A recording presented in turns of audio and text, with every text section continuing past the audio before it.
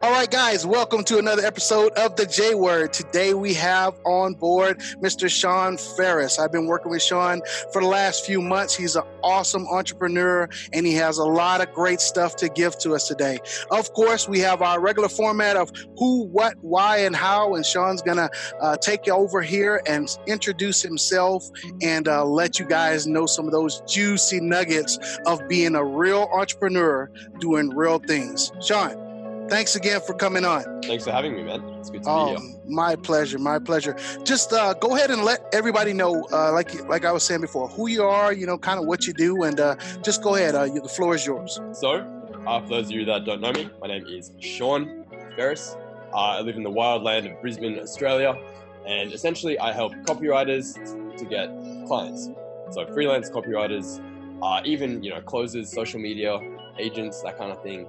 Get their first few high-paying clients and essentially sprint to that 10K a month mark as quickly as possible. Okay, and how did you actually get involved in that? I mean, what brought you to that, that process? How did you get here? Yeah, it's a good question. So originally, I used to be a copywriter. So I used to do email marketing, email copywriting for businesses. After learning that, I did pretty well getting clients. Like I found it pretty easy to actually, go out, get clients to write for. And I kind of noticed that it was something a lot of people were struggling with, and I was getting hit up all the time. Sean, how did you get your client? How did you get your first few clients? Like, I can't do it. What did you do? What's your secret? What's your secret? I kind of just got so many people asking me like the same thing. So I was doing some coaching on the side, and then eventually it was like, I'm telling all these people basically the same thing. Why don't I literally just make the transition and kind of do this like just full time and just like turn this into like a course? So that's pretty much literally what I did, and that was about a year ago. And it's been growing like crazy since then. Like honestly, it's turned into a way bigger thing than I ever intended it to be. Definitely, growth and change is always part of an entrepreneur's journey.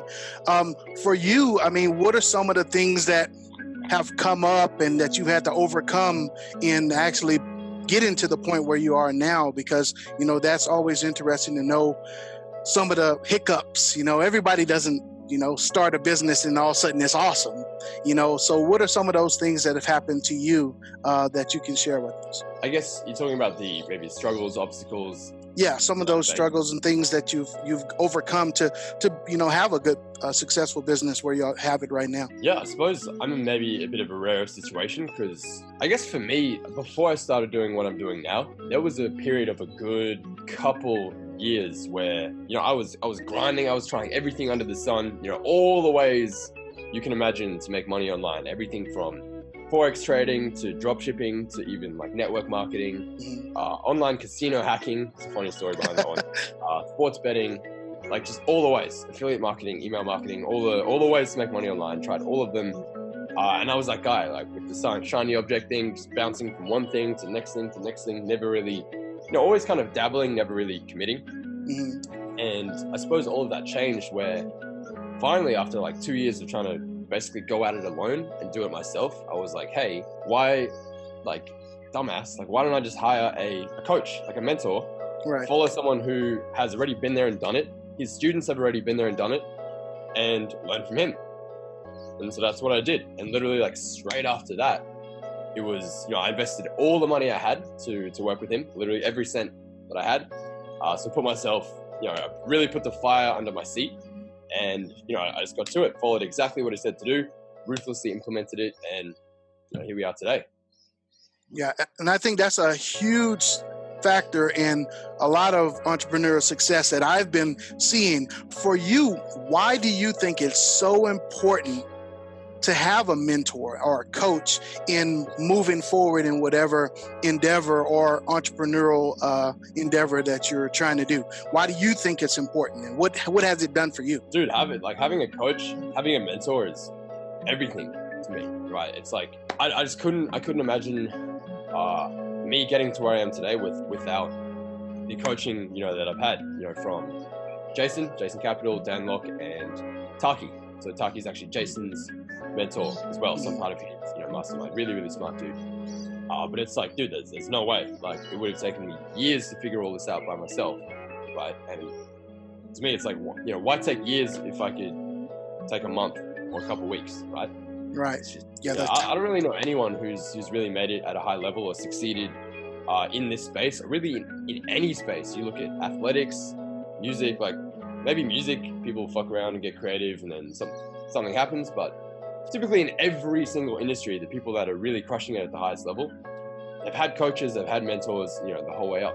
And I really don't know any other way. Yeah, okay. And like I said before, that's the theme that I've seen to success. So that was something I wanted to make sure people understand. So far as with your program itself, if you had to describe your program in 2 minutes, not even 2 minutes, let's say a 30-second blast of your program, what would a person expect, if they were working with you, and, what are some of the results that you've got right now from the people that you've been working with? Yeah, so essentially, if you had to distill it down into its most simple form, it's 10 weeks of basically what I call the most savage client generation strategy out there.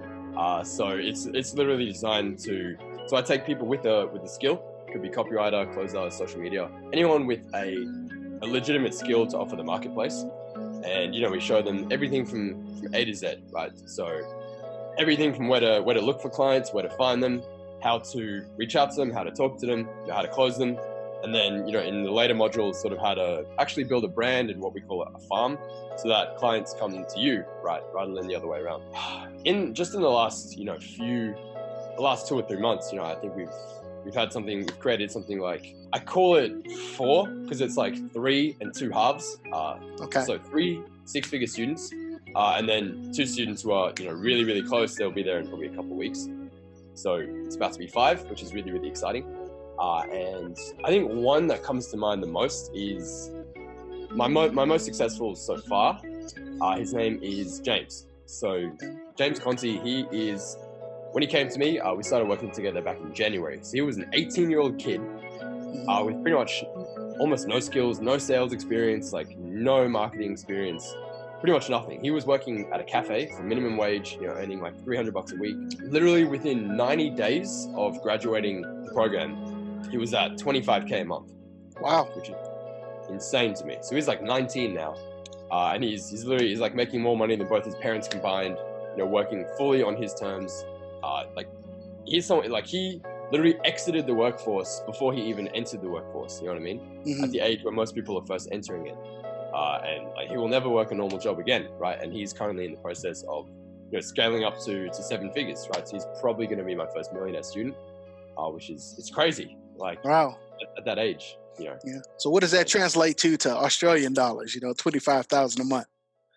Well, that is Australian dollars. So I guess that is Australian. That might be 18K, something like that. Okay, hey, well, 18 any K is awesome. At 18 years old. Yeah, right. So one of the things I ascribe to is that money is a byproduct of you doing the things that you're supposed to do. How do you feel about that statement? Yeah, I pretty much agree. I think my take on that would be money is a byproduct of value created, right? Mm-hmm. As in, there's really like no way, like the amount of value, whatever value means to different people, let's call it utility, right? That you give out to people, to the marketplace, to the world is, in my opinion, pretty much in direct correlation with how much money you make, right? If someone's like, I'm not making enough money, I'm not making as much money as I want, chances are you're not giving very much value to the world, right? If you think about like someone who works a low skilled or manual labor job, right? They are, working at McDonald's, flipping burgers or whatever. They're not exactly providing a ton of value to the world compared to someone who's maybe like, I don't know, senior executive engineer for Microsoft, who's in charge of delivery and distribution and product design and creation for, laptops and software that are going to go out to millions of people. Like, that's someone who's comparatively making a way bigger difference, giving a lot more, I guess, value to the world. And of course, it's compensated fairly, right? And look at any entrepreneur, the ones who are making the most money, they have the most students, they have the most, they're reaching and impacting and helping the most people. Like, there's really just no way around that. One last question. What is your vision for your program? What are you really ultimately trying to get to, and what are you trying to do to affect? Most people have some type of that vision where they're trying to get to. Kind of explain that to us. Definitely. So the goal for right now is I want 100 students to get to six figures by the end of next year, end of 2020. And that's inevitably going to create some millionaire students as well. I'm not sure how many, maybe 5, I think, to start, which would be cool. And just really honestly help as many people as possible. Because I have to also think, like, it's kind of a part-time thing for me as well. Because in addition to what I'm doing here, I'm also a music producer and a DJ as well. So that's kind of still my big focus. So it's like, I guess, finding the balance to do both of those, kind of scaling a business to $1 million while simultaneously trying to play Tomorrowland Ultra Music Festival and the biggest festivals in the world. So I got quite a lot on my plate, but it's like I love a challenge, and I've loved the journey so far, and I'm really, really excited for what's to come.